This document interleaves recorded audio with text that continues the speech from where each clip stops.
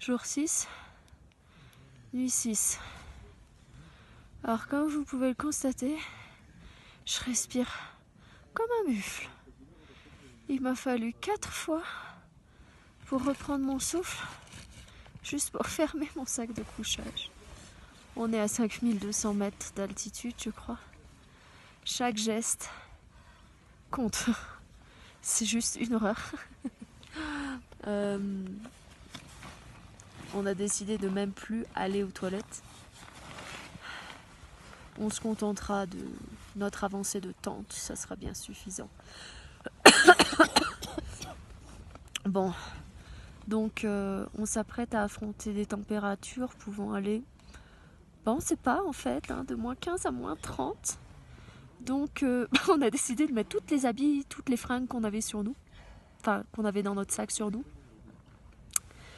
Donc j'ai encore un coupe-vent, mais là j'ai 3 couches en mérinos, un pull polaire, un autre pull, ma petite doudoune jaune, toujours mon petit bandeau chéri, plus ma grosse doudoune, merci Stéphanie, ta doudoune en fait, plus toujours ce petit sac à viande en polaire, plus un sac de couchage. Bon, si je ne meurs pas de froid cette nuit, je risque peut-être de mourir de chaud. 3 paires de chaussettes, des chaufferettes et une bouillotte. Ah, c'est ça. Voilà. J'ai également une paire de gants que je vais enfiler. Quant à mon acolyte, elle ressemble... On la voit plus trop dans le noir en fait. Oh. Non. Elle ressemble elle aussi à une momie. Une momie, c'est ça. Bon, donc vous aurez quelques photos et quelques vidéos de cette journée. Mais ça a été la journée de l'horreur. Ah, la pire. La pire journée de la life.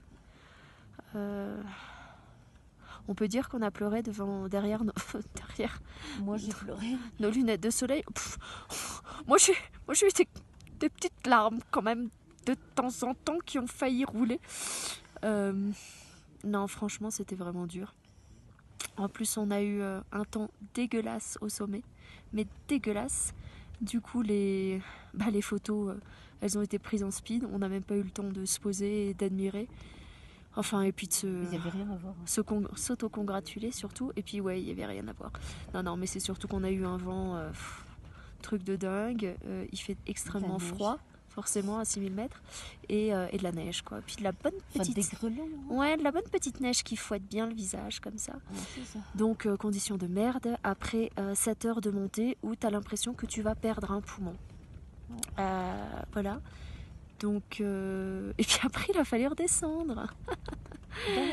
Dans la neige, ce qui n'était pas prévu. Donc, en fait, le guide y est allé au piolet pour pouvoir nous ouvrir le chemin. Néanmoins, le site est absolument magnifique. Et on est les seuls. C'est forcément, on est les seuls tarés à vouloir aller dormir dans un cratère par moins 15 degrés. Voilà. Donc... Bon, notre équipe de porteurs s'est aussi nettement amenuisée. Il doit en rester 6, je pense. Ils sont morts. Les plus courageux.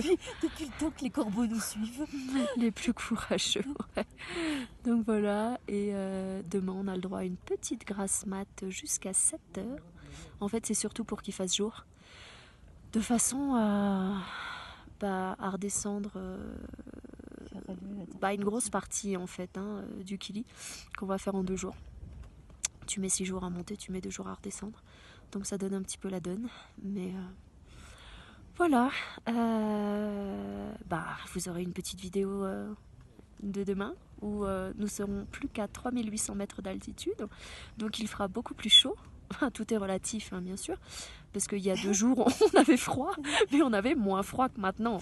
Et voilà, et mon putain de mal de tête et ces acouphènes incessants auront, j'espère, diminué. Mais ça, c'est les inconvénients de l'altitude. Et voilà. Et oui, et effectivement, je ne suis pas morte d'une commotion cérébrale depuis hier. Je suis donc toujours bien vivante. Et on verra demain si nous sommes pas morte ni de froid ni de chaud. Donc, allez, à demain. Ciao, ciao. Ciao.